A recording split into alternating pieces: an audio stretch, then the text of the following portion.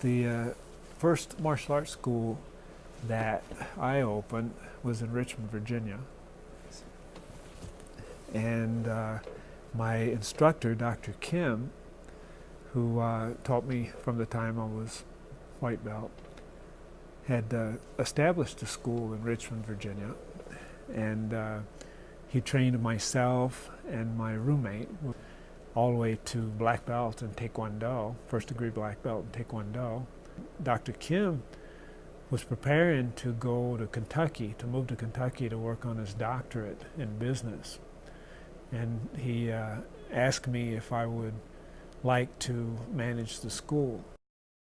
There are many stories about Grandmaster Che. He lived such an interesting life that, you know, if I were to write them down and you read about it, and it would seem like fiction just because he had such an interesting and diverse set of experiences in his life.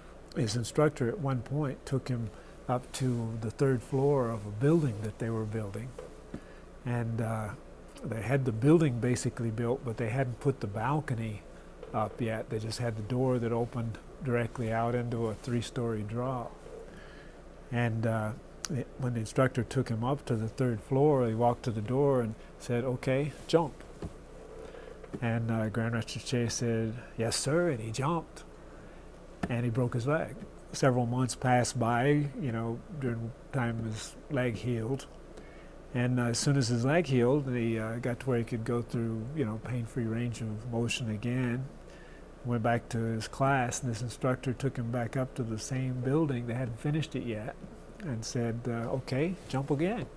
Mr. Che said, "Yes, sir," and he jumped, and he had thought through, you know, what he'd done incorrectly the first time, so, you know, he had enough forward momentum to be able to tuck and roll, and came up and dusted himself off, and he was just fine.